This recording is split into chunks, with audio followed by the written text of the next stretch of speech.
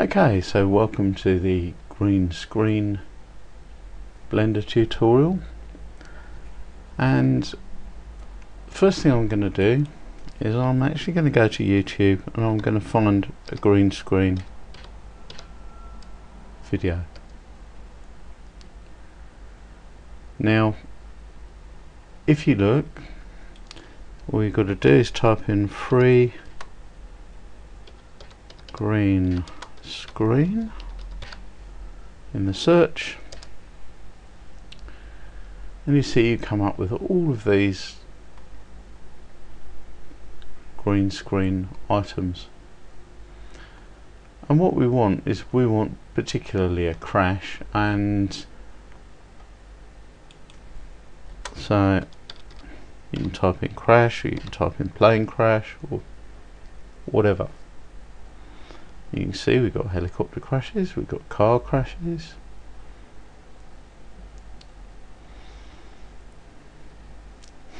You've got my tutorial trailer.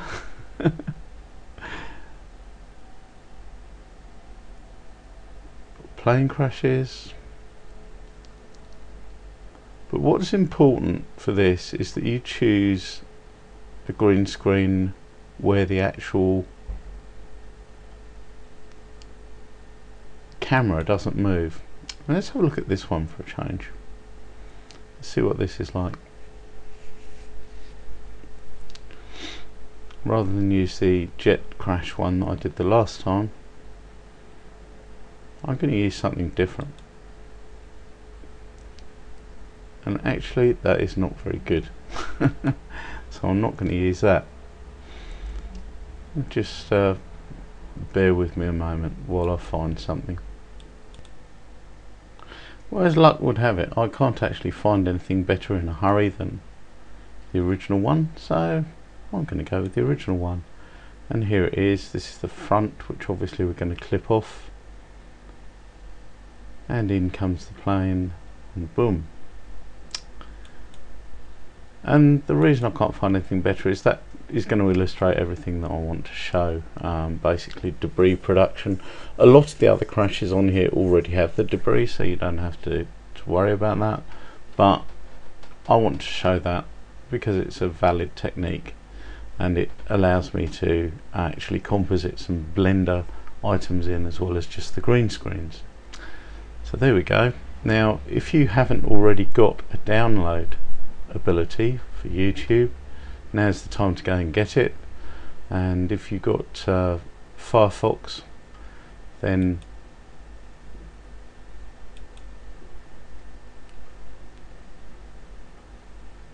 this is the place to actually get it, get add-ons, get extensions. And the one I'm using is download YouTube videos as MP4. There's probably similar things available if you've actually got another browser, I don't know, but certainly in Firefox you can get this thing that's very useful. So I'm going to hit download, and I'm going to choose to download the best quality one, which obviously is going to be the largest file size. So there we go, save file, and I know it's going to put that file in a particular place on my desktop, on my computer, which is where I don't want it. It's going to put it in the download directory, and so I'm going to move it to somewhere else, which is going to be our grntut directory. That's where it's going to move it to. So that's got that. Now where are we going to crash it into? Well, you can actually go out and take a picture of your backyard or whatever, so long as it's a reasonably large space, or a local park. You could even take like a picture of a town square or something. But what I'm going to do, I'm going to go to Google. I'm going to go to images,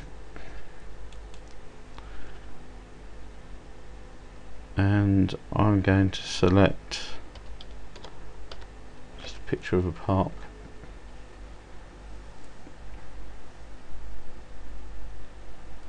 I want a large picture actually, so let's do that. And we want like a grassy area for it to crash into with a bit of open sky, and that would be quite good, apart from the fact there's trees there.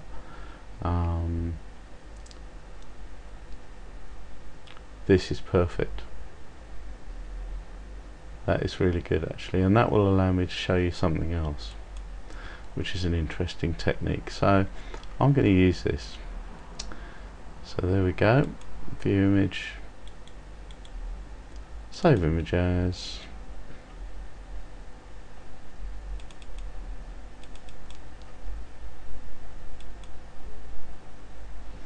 there we go. So that's all the bits that we need to do our tutorial. Now I'm going to leave the cube there for the moment, just so that I can see it when I come to do the compositing, and we're going to dive straight into compositing. So we go into compositing. Now what you can see here is this is your 3D view. This is your, if you like, preview area of what you're doing. When you render, your rendered image will pop up there. And the first thing we're going to do is we're going to turn on nodes. I'm going to put the backdrop on because I like working with the backdrop. The first thing to do is to add an output. We'll add the viewer. Okay, we're going to ignore this. Going to ignore the composite output for a minute. We'll put that in last, but we mustn't forget to do it. And for the moment I'm going to ignore render layers, but I'm going to leave it there to remind me that it needs to go on. So the first thing to do is we're going to add in our actual mat, and that's going to be called channel key. That's not what you want. You want the channel key node. I'm going to bring that in, and that is fed from an image or a, in this case, a movie. So we want to add an input, which is a movie clip, which is going to go there, and we want to connect the image up there. We want to open our movie clip, which is that one, plane crash green screen. So I can open that, and you can see that's showing the current frame. Now we don't want that, do we? So if we come down here and where is it? No, it's this one. If we come down here, you can see we've got start one, end blah blah blah, and I'm going to move this along until I get rid of all the FX guy titles, and we're on a blank green screen, and that is on frame 110. So the start of our animation is going to be 110, and then we're going to move it along, and you can see in actual fact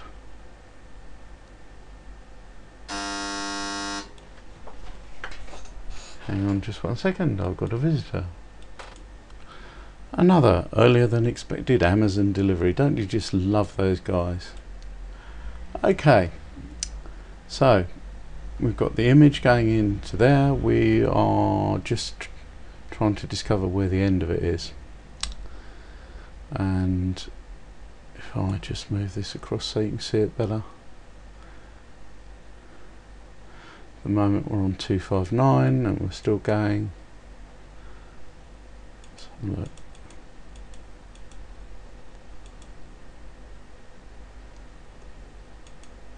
$260. I'm going to say that's where the end is. Now it depends what you want.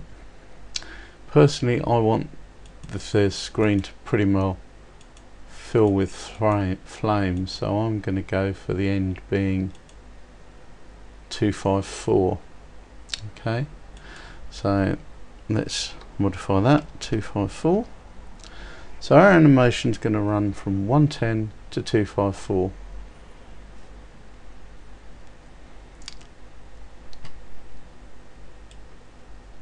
Which is absolutely fine. Now in order to see the green screen, we want somewhere in the middle where we've got the aircraft and the green screen showing, somewhere like that, which is frame 196.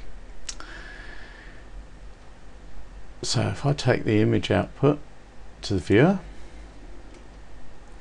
and we can see that, and we'll take the zoom down so we can actually see what we're doing, like so. You can see we're in the green screen. Now what we do is we take this low value here and we turn it up, and as we turn it up you see the green vanishes.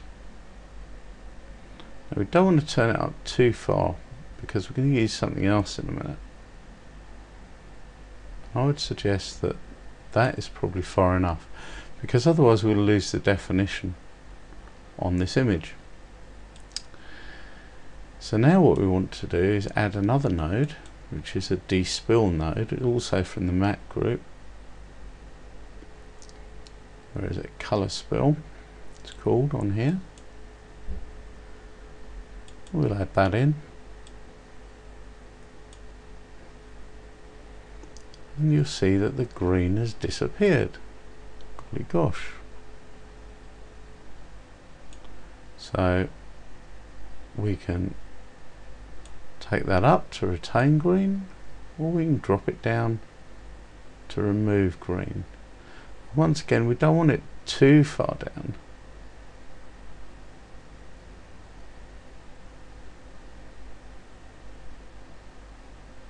About there would seem to be good.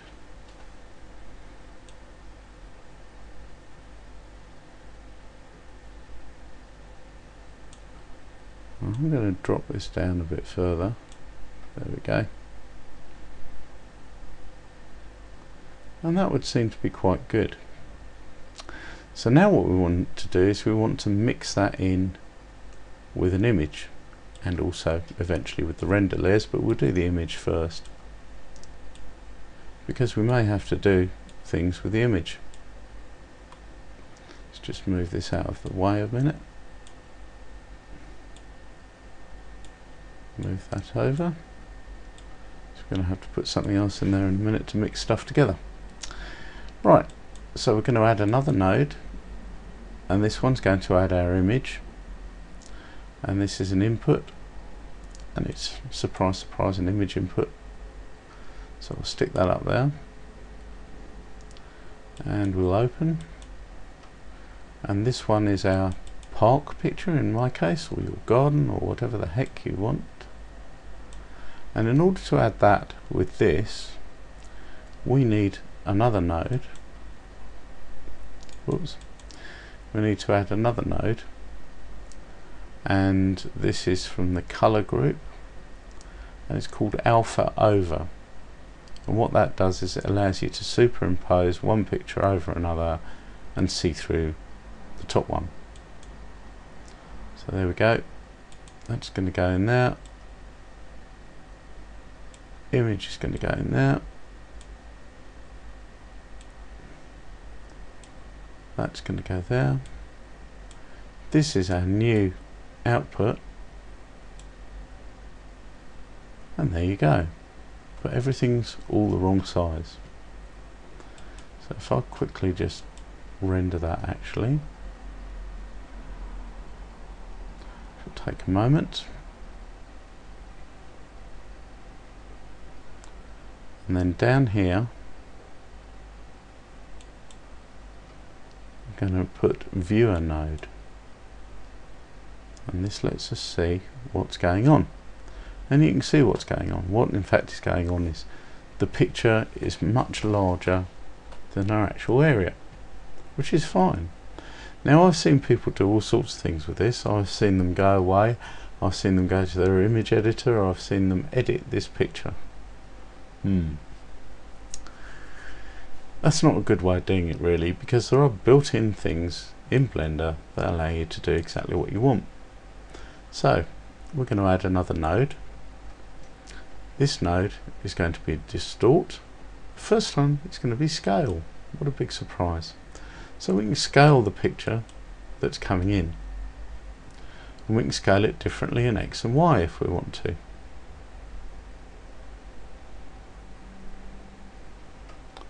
And here's the same inputs, by the way, they're repeated over here, so we can scale down the X input.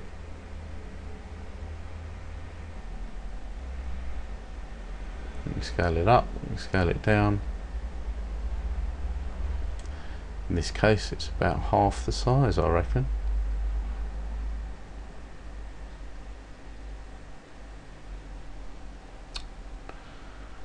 I'm going to have to type this in a minute, I'm getting fed up with waving my mouse around. So there we go.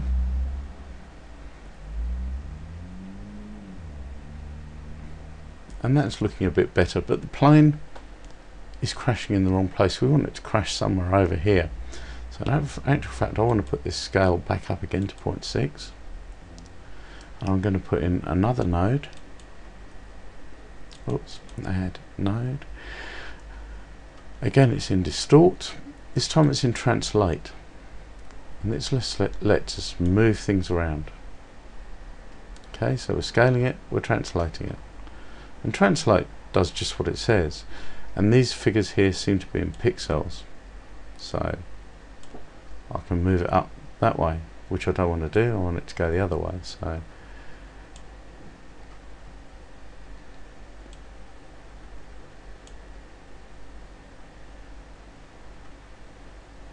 and in Y I want it to move upwards.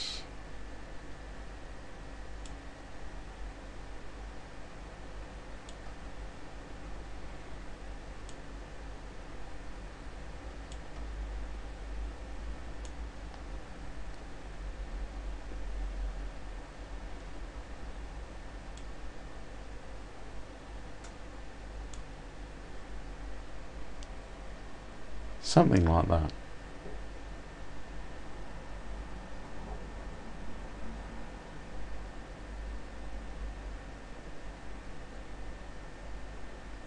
In actual fact I want it more upwards than that.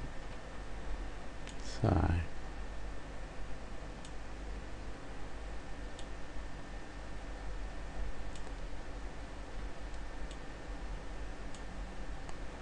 right, so let's step back and see where the wing hits. Somewhere here the wing is gonna hit. There, that's where the wing hits. Okay. And the reason I want to know that is for debris purposes. There's no debris in this animation, it needs some debris. So how are we going to do that? Well, we're going to do that using Blender. We're going to do it using the 3D capabilities that Blender has. So just go over here for a minute. So what we need to do now is we need to put in our actual render layers from Blender, and we need to mix that with this overspill here. And we're going to use alpha over again. So node, whoops, keep doing that because it's called node and I want to add a node, I'll go straight there. Right, so we want alpha over again.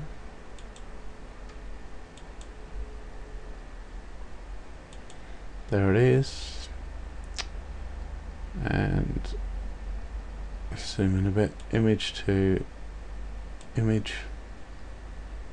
This time our output's coming from there. Disconnect that, connect that. And immediately you can see you've got a bit of a problem because your Blender animation is putting in this background, which is in fact the sky. Well, it turns out that that's very easy to get rid of, but before we do that I'm going to show you something else. Now, no, I'm not going to show you that. That can be a separate tutorial. Right, So we go to the actual scene settings, and as you can see we've got loads of things here, including the passes, and we've got this thing called sky. Okay, we want to disconnect that completely. We want to re-render our image, and you'll see that now our Blender animation is superimposed over the scene.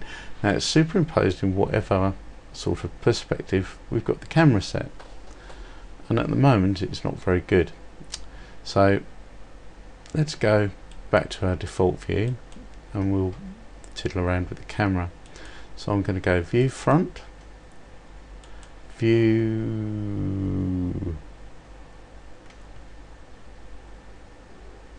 align view, align active camera to view. So there we've got the camera. Now what we want to do is we want to raise it up a bit. What we're doing essentially is we're doing this job of matching perspective that could be done with camera tracking, but we don't need to go to that complexity. We can do it by eye.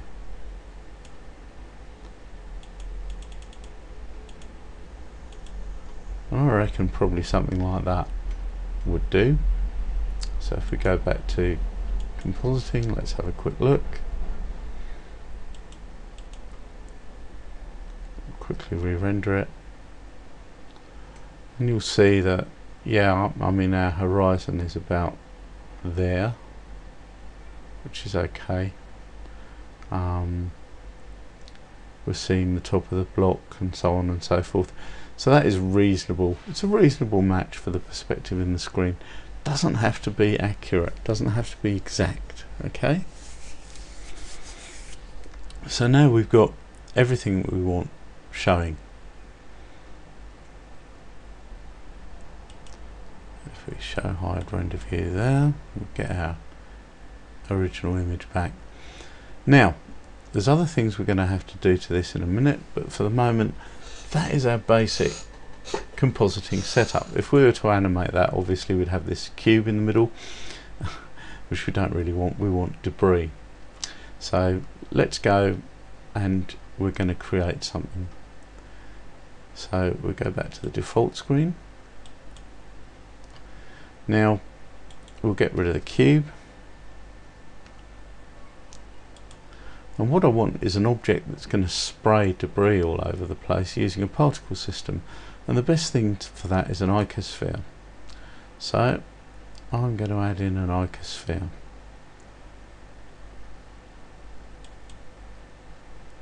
Like that. And I'm just going to leave everything as it is, subdivisions 2, size 1, blah blah blah, because it's going to be changed in a minute anyway. I'm going to go into edit mode.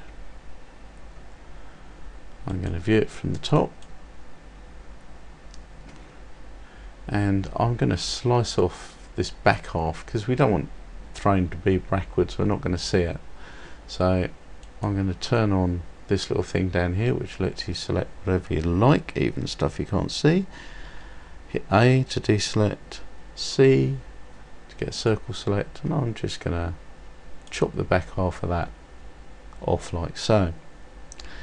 And I'm going to hit escape to get rid of that, X and vertices, and there you have a bit of an icosphere. Now likewise we don't want it throwing stuff underneath the ground, do we? So in this case I'm going to rotate it a bit, actually, I think, like so. And I want to chop this bit off that's underneath the ground here. So let's go back into edit. C for circle select, and we'll get rid of these vertices that are definitely underground.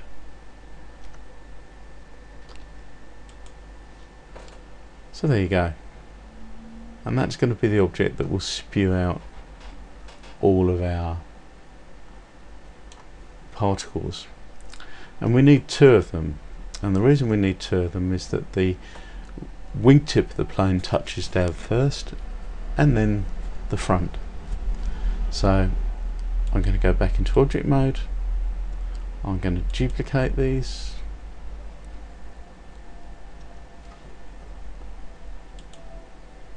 Like so. And then I'm going to make it a single user. So there we go. So now we've got two separate icospheres, and they're going to be used for our debris.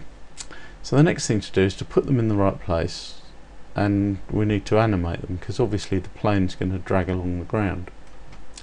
So we go back into compositing. You can see now we've got these. We need to re-render our image. And what we've got is we've got the first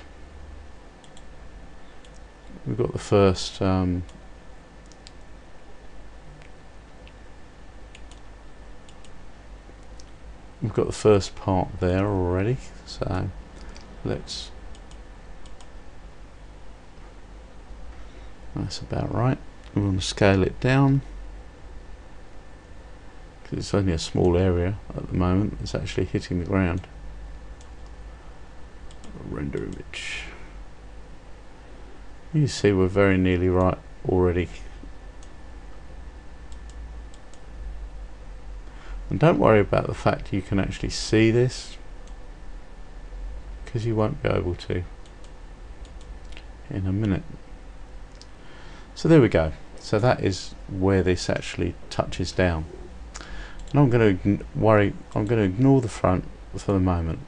We'll do the front in a second. And what I'm going to do is I'm going to step the plane forward.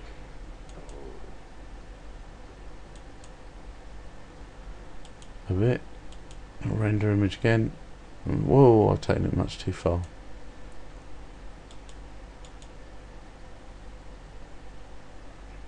And you can see that now this has come forward, and also the size has increased. So what I need to do is, I should have set a keyframe there. That was very naughty of me.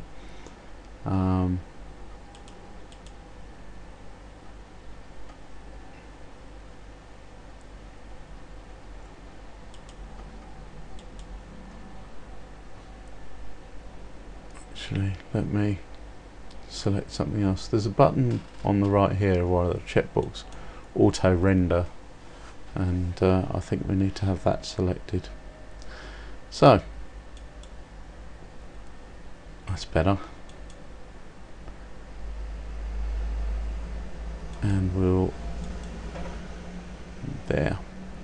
So that's where we want our keyframe set, and the keyframe we want to set is in location, and I'm going to hit I,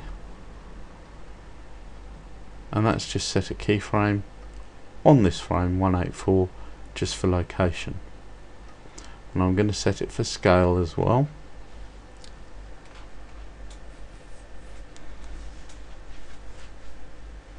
So there we go. Now we want to go forward, and we're going to move. This across and forward.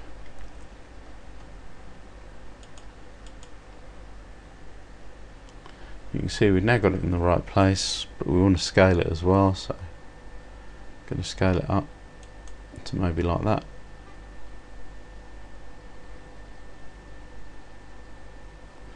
And you'll notice I haven't keyframed any rotations, and that's a very good reason for that, which I'll come to in a minute.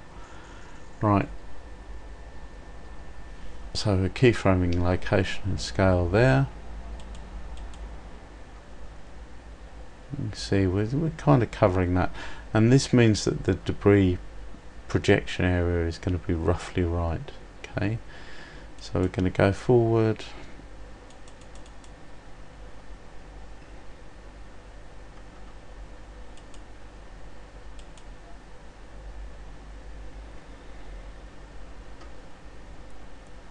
I'm going to keep going forward.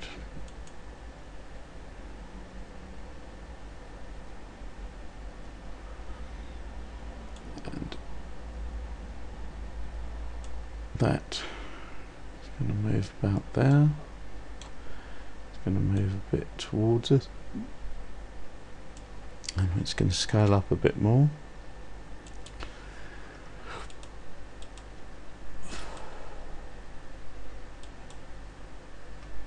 You can see now that's in the right place, but it wants to come down a bit.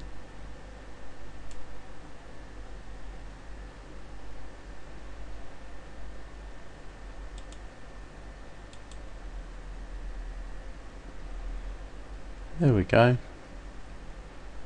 And I think we'll find that that is the last set of keyframes that we actually need to do.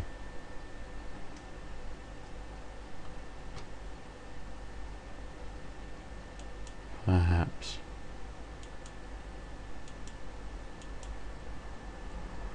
Maybe we do one more.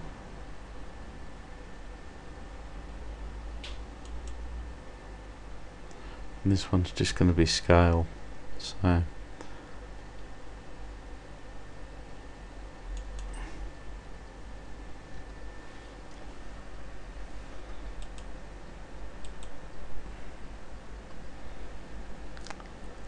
and that will do. The reason that will do is because within a couple of frames,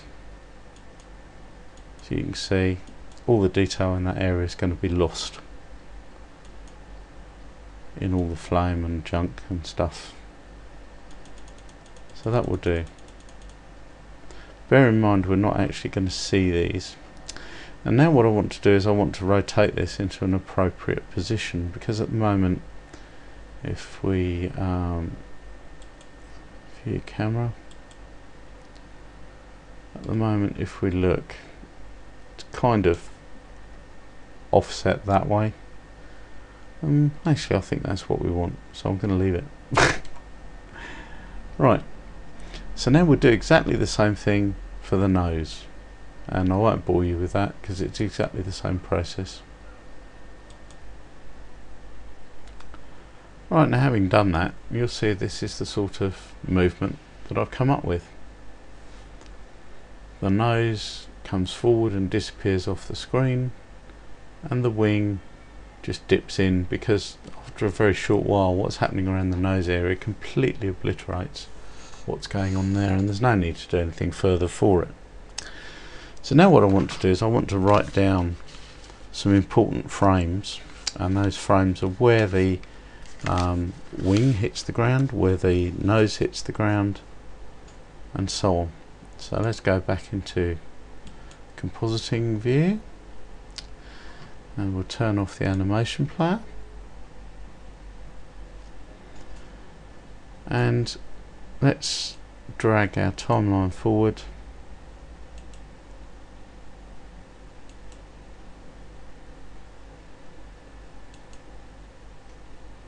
until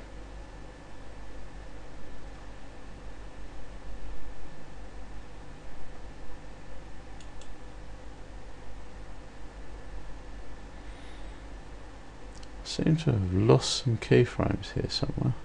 Oh no, what it is it's not re-rendered, obviously, is it? So that is where, that is the frame 185, 184, something like that, is the frame where the wing starts to dig in. So I've written that down, wing 184, and let's skip forward until the nose hits.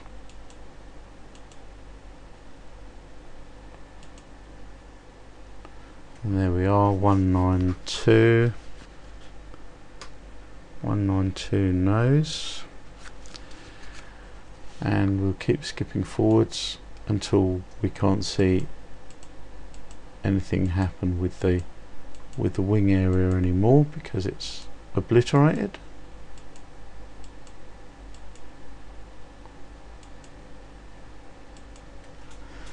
Something like there, 207 So the wing should be emitting particles from around 184 to 207. In actual fact, experience tells me I'll need to start emitting earlier than 194, and the body needs to emit particles until it goes off screen, basically, which is about there. 215. So the nose is going to emit particles from 192 to 215. So that's that sorted out. We now know what we're doing, roughly. So we'll go back into our default view. And what we need to do is we need to add particle systems, but first of all we need some debris. Now, I'm going to show you how to create debris. Normally I'd import this from another file, which I will show you in a minute, because I'm going to add some other types of debris, another type of debris in here. But normally I would import this from another file which I've already created, but for the sake of completeness I'm going to add another icosphere. Add another icosphere. This time it's going to have 3 subdivisions to give it a bit more detail. I'm going to pull it down somewhere we can't really see it. I'm going to give it a material. You'll notice I haven't given these icospheres up here a material. There's a reason for that, and that's that they won't ever be seen. New material, it's going to be mud, so there's going to be no specular intensity. I might as well make it a browny sort of colour, and I'm going to use an image texture. I've got one I use all the time, surprisingly it's called mud,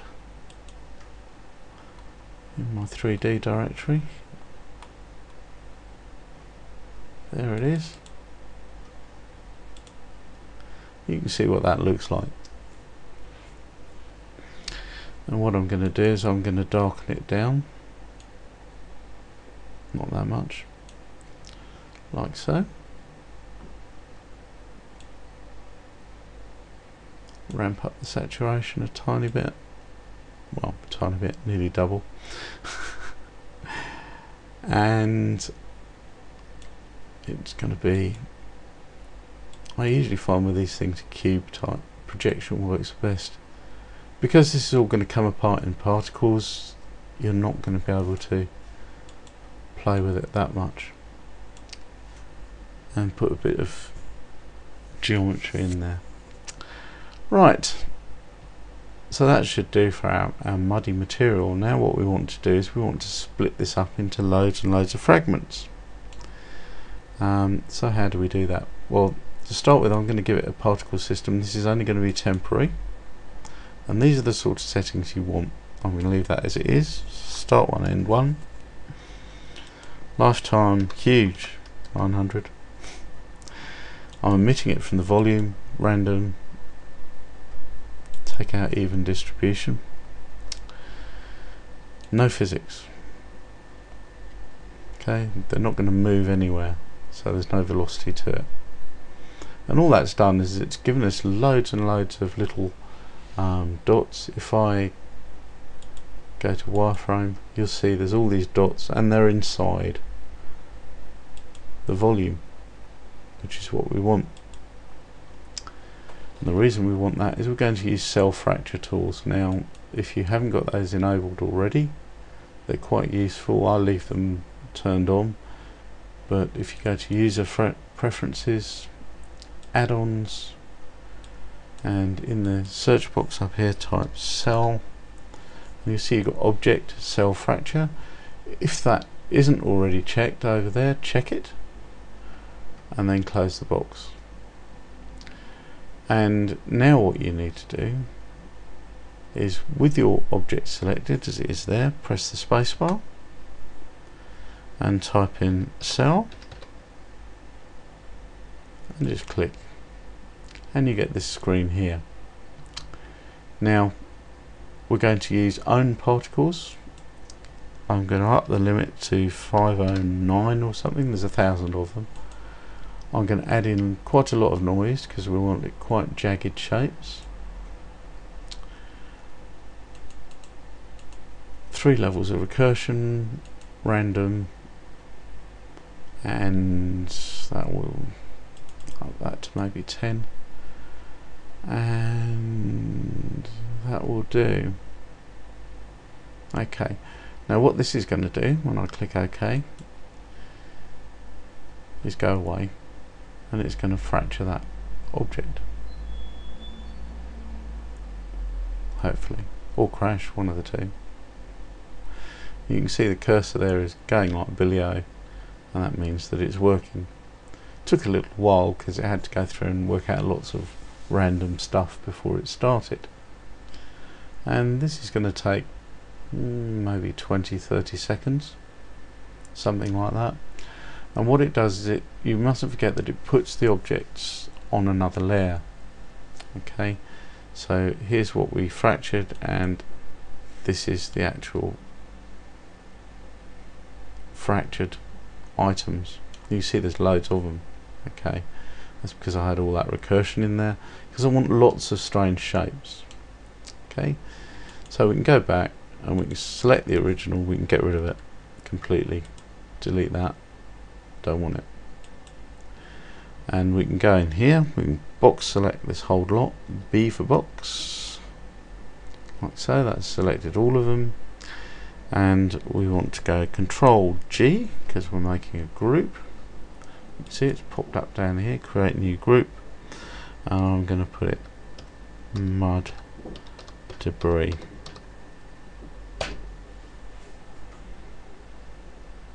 And this is lots of strangely shaped particles. We need to move that now, M, into the original layer, otherwise we can't use them. So there, you can see there's our group, and it's nicely out of the way of our camera. If we don't want it in camera shot, there it is. So there we are. So if I select this icosphere here, which is the wingtip one, and I can give it some new particle settings by hitting that one and then plus. I'm going to leave the number of them as they are at the moment. Now the start, we've already said the wingtip hits at 184. I want it to start generating particles at 182 because I know that you need to have it a couple of frames beforehand.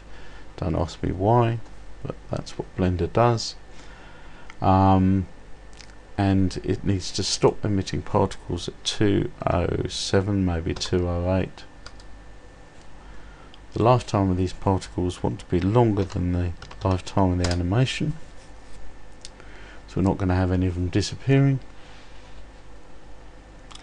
We're going to emit it from the faces, which is correct, random, untick even distribution, and that's the emission settings sorted out. We might want to change something later, but that's basically what we want. Now velocity, we're going to give it a bit of normal velocity, maybe 2, and if we hit play now, you'll see you'll get something fairly pathetic happens. So we hit play, you can see it all shoots off down there, which we don't want. Okay, and this is quite often the case because there's a trade-off between gravity and everything else. I'm going to set gravity to 0.2.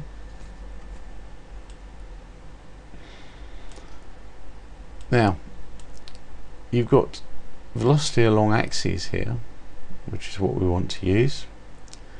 We're also going to let the object give it some velocity when the object moves.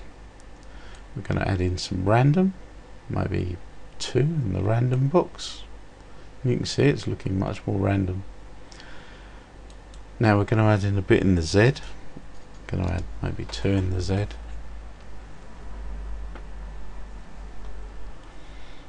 And what we want is we want these particles coming to the left, and we want them coming forward to the camera. So to make them come to the left, if you think about it, that's our x-axis along there. So to the left would be negative x. So we'll put maybe -3 in there.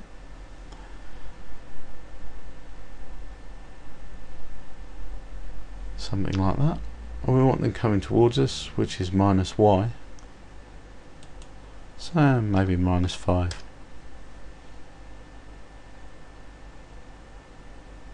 And that's the sort of effect that we want. Now you may want to have that coming a bit lower, I do, so I'm going to take down the Z velocity a bit. There we go. So we want to enable rotation because we are going to see these particles. We're going to hit random, going to take the velocity up, phase, I'm going to hit random on the phase, going to take the phase up a bit, I'm going to click dynamic, and all this takes time to render, but it's worth it. So settings for rotation, something like that. Physics, yes, they're definitely Newtonian. Render, now we want to render a group, and the group we want is, surprise surprise, mud debris. And you'll see suddenly it's changed. And if we go into the camera, we can see what the size is like. So if we go back to physics, I want a lot of randomness in the size, and I'm going to turn the size up.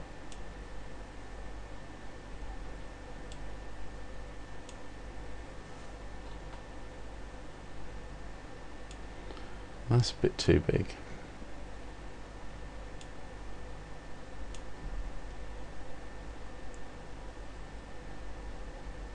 That's fine.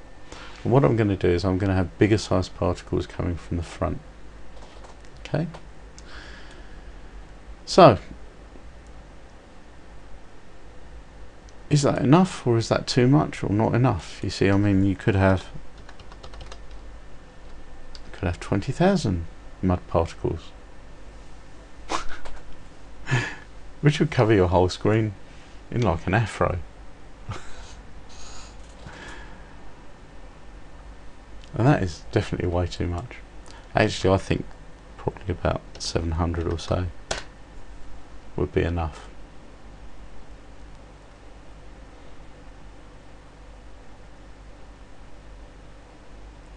Maybe not.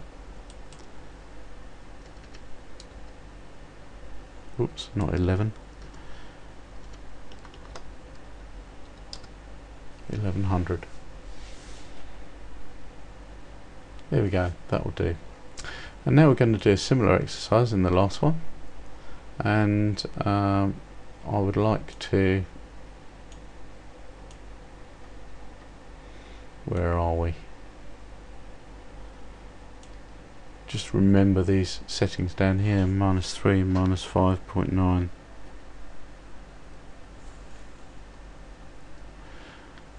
and 2 point something random. I'll do. Right, so we're going to go here, and we're going to add some particles onto that one, which is the front. Now these particles need to be larger, which is one reason I'm not just copying the settings, because I could make it exactly the same particle system, but I want it to be different. So it's a new particle system, and once again we need to set the gravity to around about 0.2.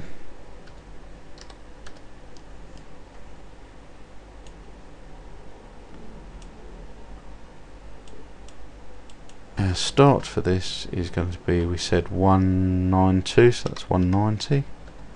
Take away a couple of frames. Our end is going to be 215, so that'll be 216. Add a frame onto the end. Lifetime. We're going to emit from faces, which is fine. Random, we don't want even distribution. Our velocity, we had 2 from the normal.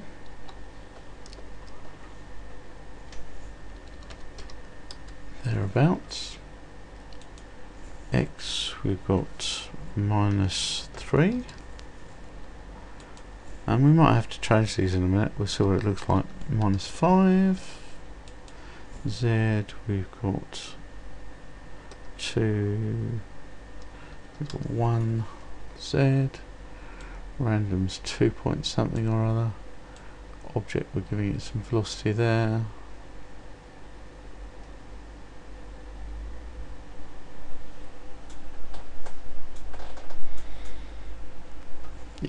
And this is what I thought was going to happen. We need to have more stuff coming this way, so that's in the X direction. So I'm actually going to make X positive.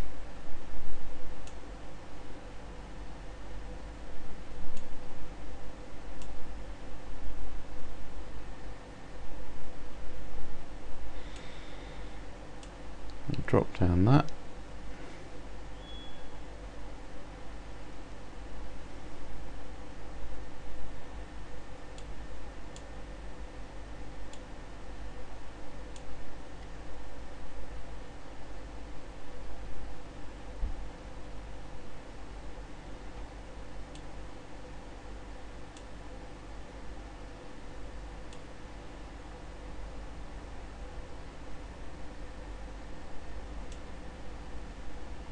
Nice, looking a bit better, because we want the stuff coming out at the camera.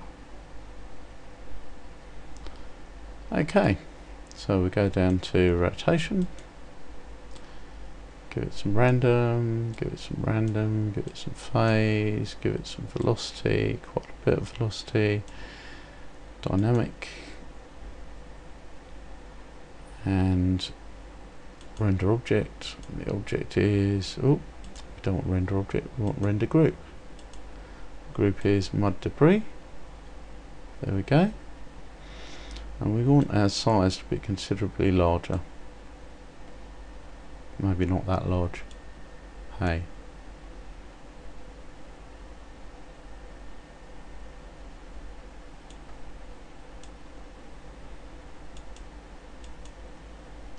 Up there, I think. And we don't want so many of them.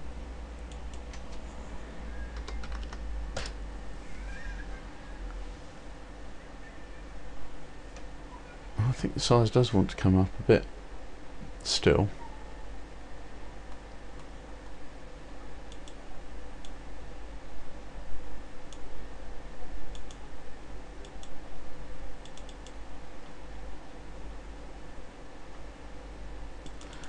And don't forget, when you add random size, it actually drops the size of all of them. I think that's quite nice.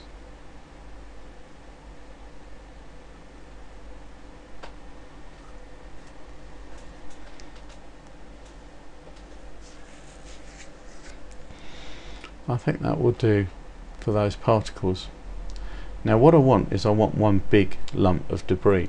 And you remember I said earlier I was going to show you how to bring in stuff from other files. So I actually tend to keep things like debris, which take a bit of time to create, in a file, so that I can bring it in. Now at the moment I don't actually have any mud debris in that file, so what I'm going to do is I am actually going to save this file. I'm going to actually, while I think about it, I'm going to save my mud debris group. Okay, and this is how you do it. This is how you create what's called a library file.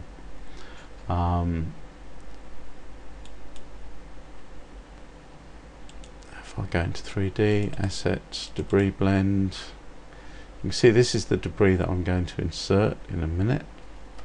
And the first thing I want to do is I want to create, because I want the debris from our other file as well in here, but I'm going to make it a different group. So file, import, whoops, append rather, and it's in desktop, gem, tute, green blend, groups, and this is our mud debris group, link stroke append from library. You can see this is our mud debris here. Okay, I can select all of that.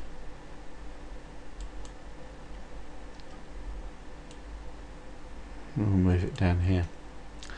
Now if I were just to leave it at that, then if I were ever deleted that original file, because this is just appended from it, every time Blender loads this file it would go and look for this mud debris in that other file. Now if I were to delete that, obviously there'd be an error and this mud debris wouldn't appear. So what I want to do is I want to go down to Object, and I want make local selected objects, data and materials, and there you go, that is now local, that is now actually in this file. Okay, and if I select one of these, you can see it's got a group mud debris, and that's exactly what we want. Right, so I'm going to save this file. I'm going to open the file that we just had, which is green, that one, our original one. And now what I want to do is I want to pull in that other set of debris that I had in there. So I want File, Append, and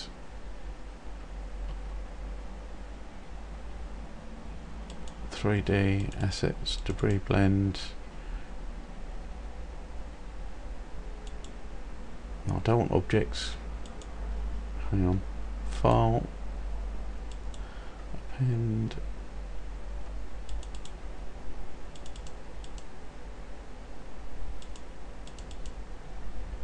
I want groups. Group. Okay. And I want this one, large building debris.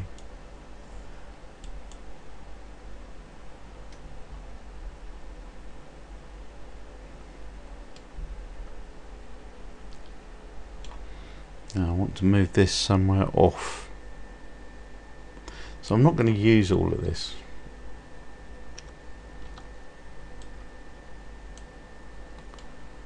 I'm only going to use one or two pieces of this building debris here. So I don't want it all. So I'm going to end up deleting a lot of this in a minute. But let's have a look and see what we've got. View selected. And you can see what we've got in here. We've got little bits of metal, and it's those that I want really, and maybe a piece of this, like, I think that's actually transparent. Let's have a look at the material. Yeah, that's like a piece of cockpit glass, so maybe a piece of that. Nice large piece, like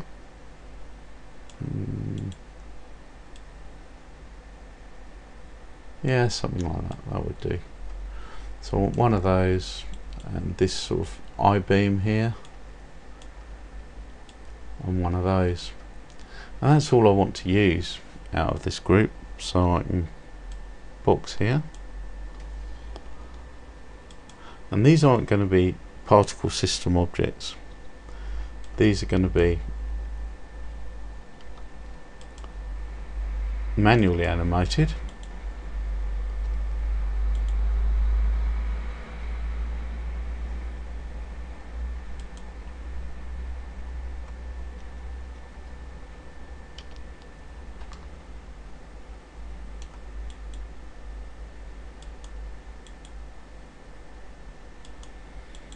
Oh, this is very fractured. That's more fractured than I remember it.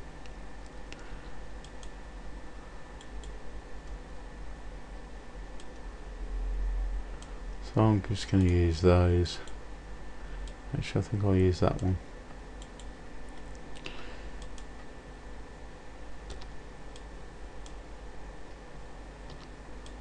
Right. So we've got two large pieces of debris. One of them is glass, and one of them is a chunk of metal.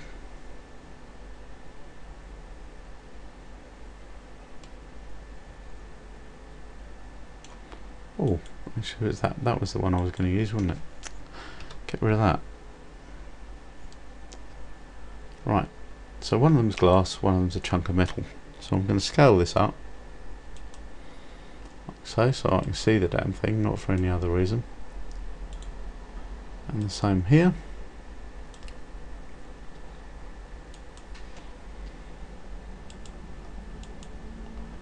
I'm going to put them in a reasonable place.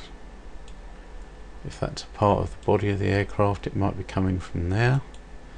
If that's a part of the cockpit, then it's probably going to be coming from there-ish. So hit view camera.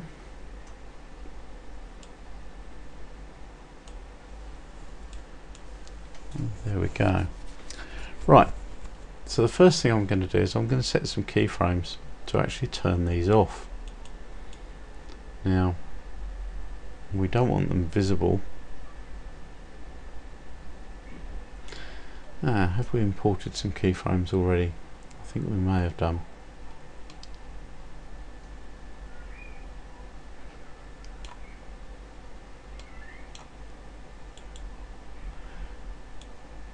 Yes, this already has some keyframes on it.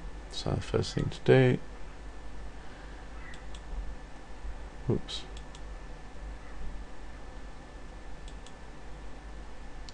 delete keyframes. That's better.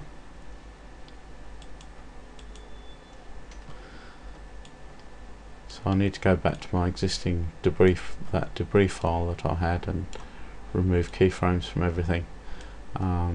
Otherwise, every time I import something, I'm going to have this little problemette. But never mind.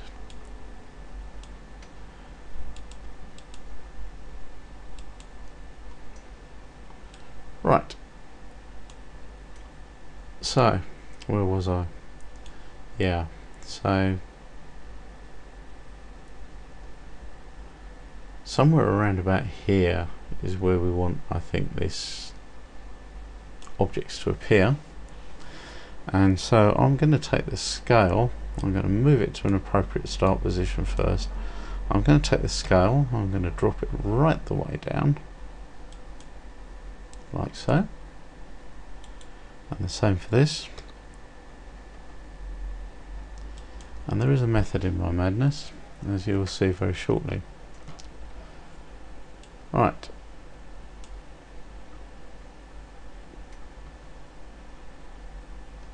And I want to set a keyframe on location,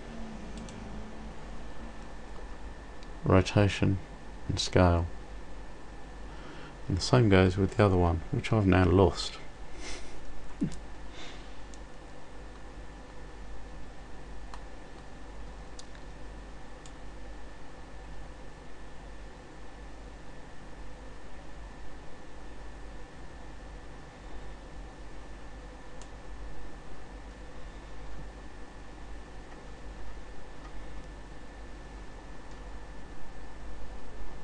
There somewhere, chaps.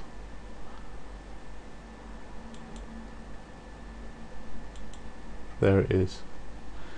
And I can double check that's what it is by group. Large building debris, there it is. So, set a scale on there as well.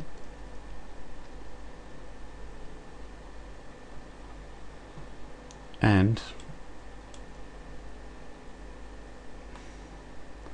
what's it called? Circle cell. So we'll find it here somewhere.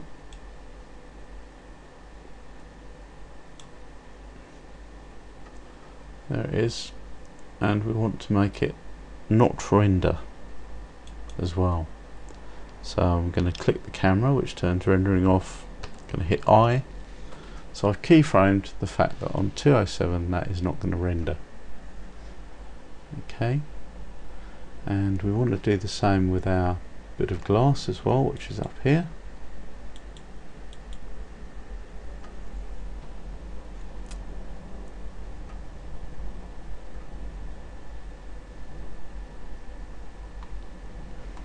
Which is called sphere cell,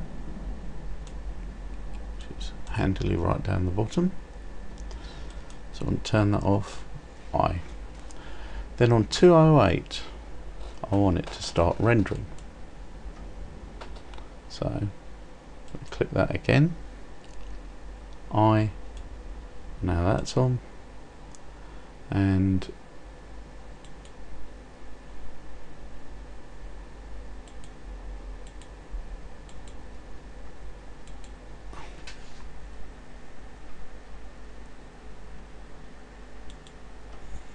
there we have it.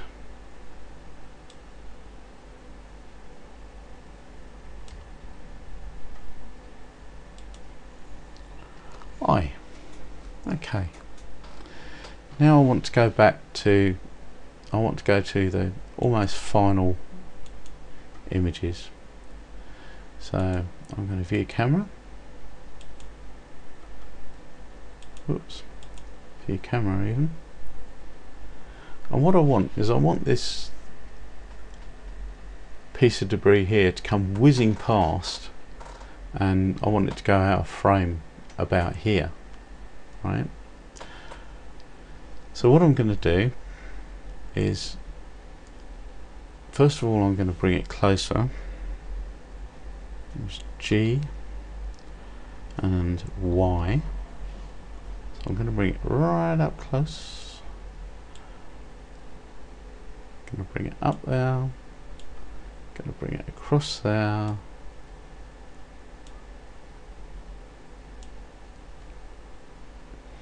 And I'm going to bring it out of the frame.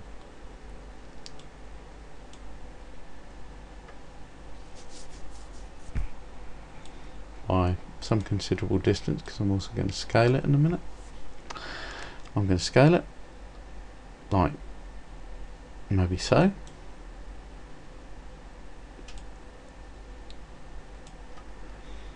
And I'm going to rotate it in all axes by quite a lot.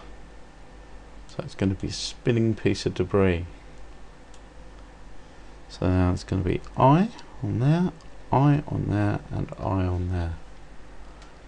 So here we go. This is the effect that you get. You can see you've got whack. And maybe I don't like that. Maybe I want to change that. So I'm going to drop that down. I'm going to scale it even bigger. And I'm going to make sure it comes out of frame by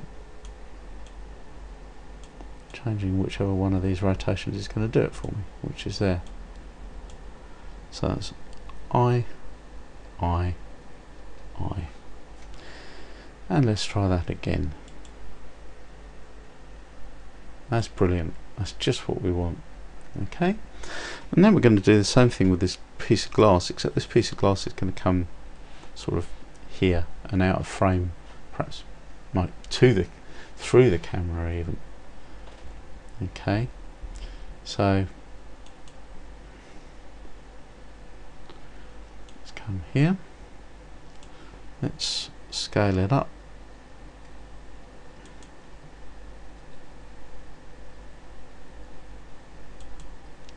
Like so. G, Y, and we'll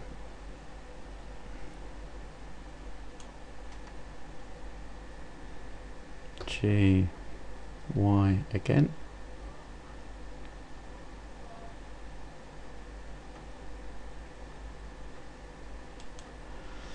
I don't want it quite as large as that, I don't think, so I'm going to scale it back down again.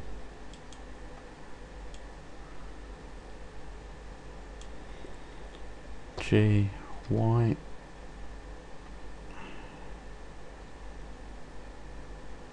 and that has actually come through the camera, and that should give an interesting effect. So the next thing we're going to do is we're going to do rotation.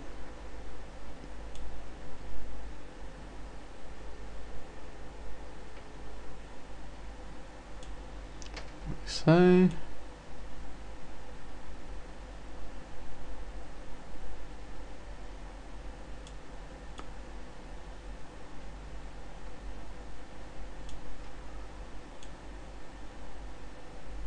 like so. So we wind off with it off camera.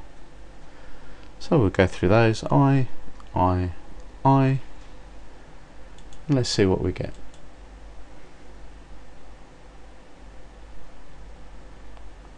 Which is quite good, I think.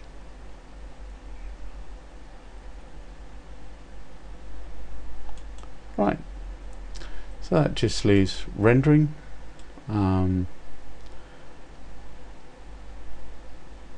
And I'm going to render it as usual. I'm going to render direct to video.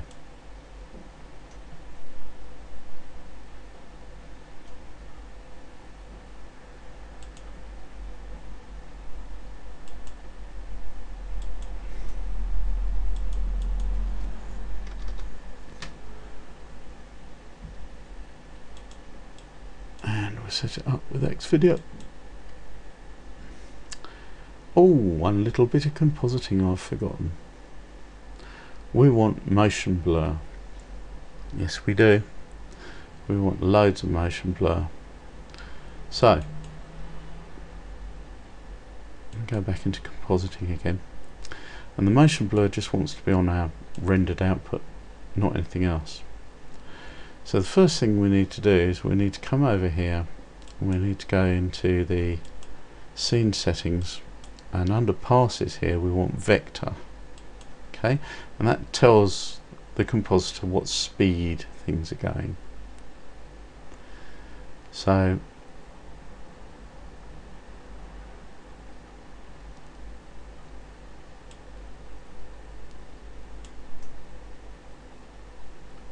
we want to add a node, and it's vector blur that we want.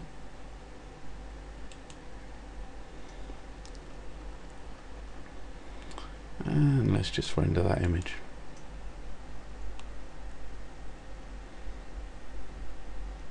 Oh, and you see at the moment I haven't turned these off either, so I need to do that as well before. So let's just do that now. Let's just turn those main icospheres. Right, so we need to go to particle systems, and we need to uncheck emitter for both of those spheres, and then when you render it, they don't render, it's just the particles that render.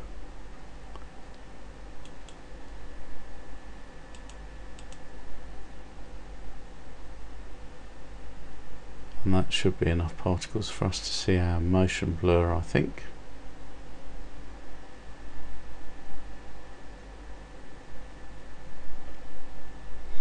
I don't think those particles are large enough. Sometimes it can be quite deceiving.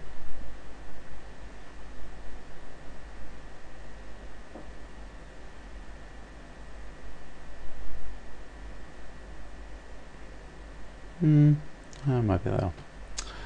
Right, so show hide render view, and we'll go into our vector blur here,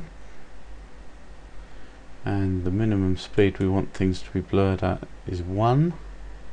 Going to have it curved, connect speed to speed, connect Z to Z, and you can see we've now got some blur, and you can adjust the amount of blur by adjusting that figure there. You see blur 1.38. You can have it ridiculous, or you can have just a very small bit of it.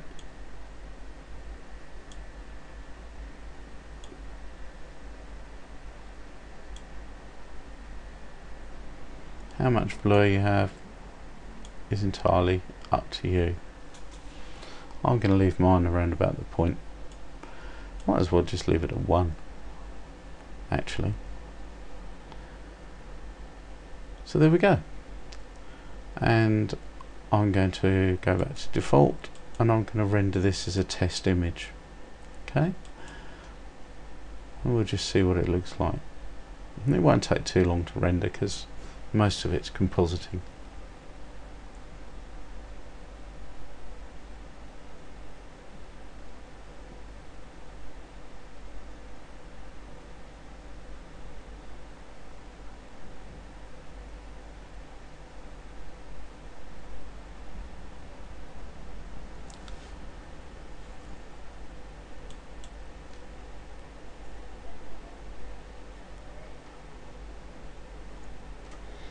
Hang on a minute.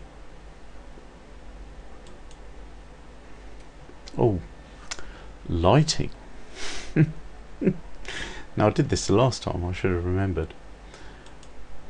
Show hide render view. I need to sort out the lighting, and in order to do that, let's have a look and we'll see where does our lighting come from in this scene here.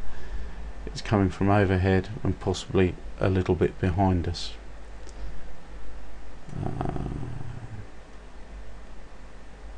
difficult to see actually where the shadows are in that picture. Yeah, it's overhead and a little bit behind us. So go back to default.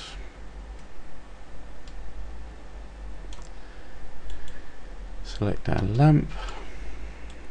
Bring it back here somewhere.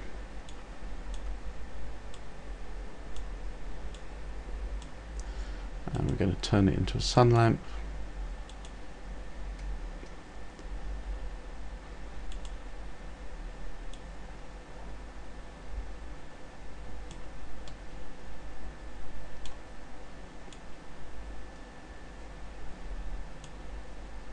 Make it slightly yellow. Boost the energy up. View camera.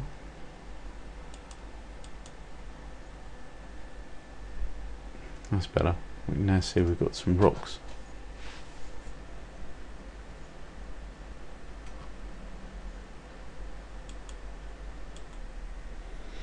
And cardinal sin, what I'd forgotten to do is I'd forgotten to go back into compositing and connect the image from our output into the actual compositor. Easily done. So we'll do that again. Render image, and there we have some flying bits and pieces, but I'm not happy with it because they should be bigger, I believe. These bits should be a lot bigger, so I'm going to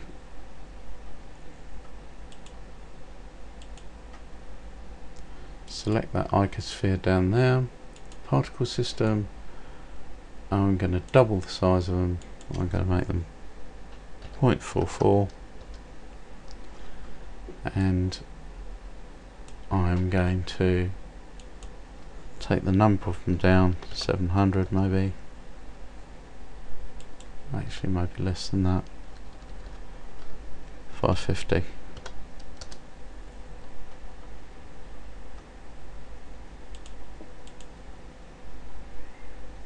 Let's see how that goes. Yeah, that's better. And you've got these other two pieces.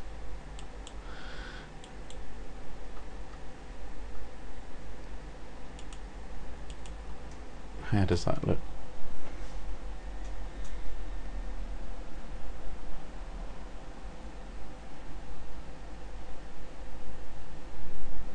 You can see the image blurs, the motion blur is a bit aggressive in places.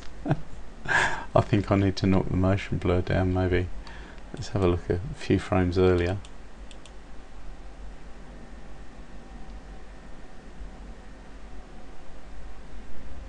Yeah, I need to take the motion blur down a little bit. So, vector blur 0.7-ish maybe. That'll be a bit better, a bit more realistic, I think.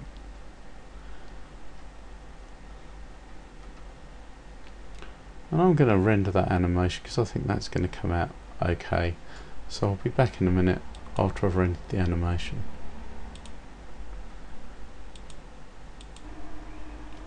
And I'm going to stop this here. The reason for that, I'm going to stop this here.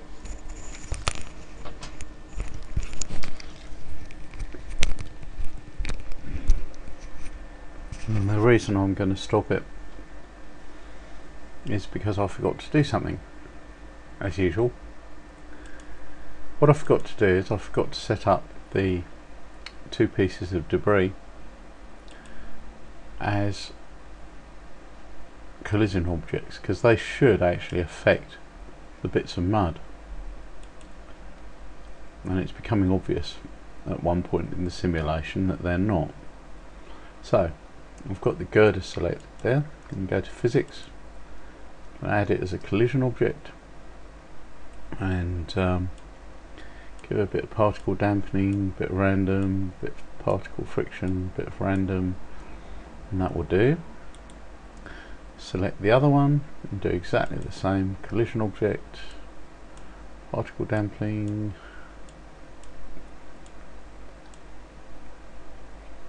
there we go. And now hopefully if we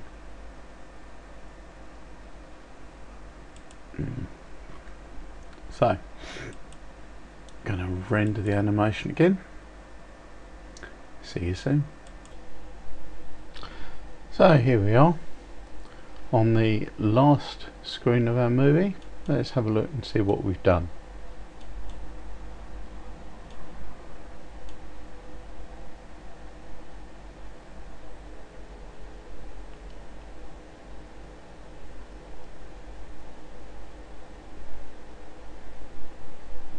Not bad.